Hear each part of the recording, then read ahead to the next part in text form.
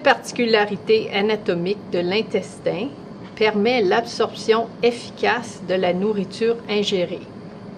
Alors, si on regarde à l'intérieur du tube intestinal, alors on fait une coupe transverse. Ici, c'est la lumière, donc l'endroit où circule la nourriture.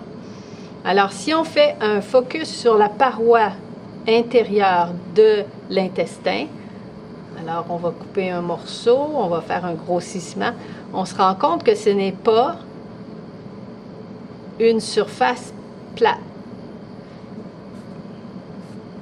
Mais la paroi intestinale correspond plutôt à une surface très irrégulière qui est composée de structures qu'on appelle des villi ou des microvilli. Alors, ce que ça permet, cette structure, c'est deux choses. D'abord, d'augmenter la surface. Alors, la surface d'un tube plat, comme ici, est d'environ de 2 cm, alors que la surface de la même section ici, contenant des villi, va être au moins 4 à 5 fois plus élevée. Donc, on a plus de surface et à partir de cet endroit, l'absorption des aliments se fait.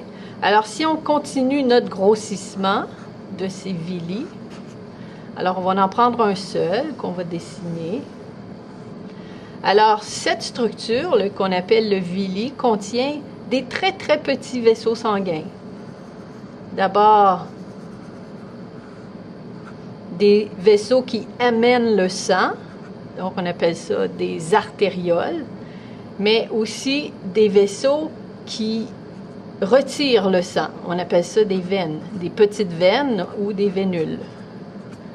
Alors, à l'entrée, c'est des artérioles. Entre les deux se trouvent ce qu'on appelle les vaisseaux lymphatiques. Alors, si je prends un autre crayon pour démontrer l'absorption,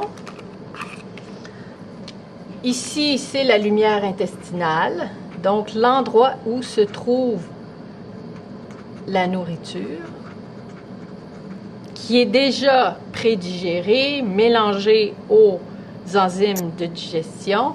Alors, la nourriture, ici, sera absorbée à travers la paroi du microvilli, sera dirigée vers le vaisseau lymphatique et ensuite vers la circulation générale pour transporter les aliments digérés, les nutriments, à partir de l'intestin vers la circulation et ensuite ce sera dirigé dans les différents organes importants du corps.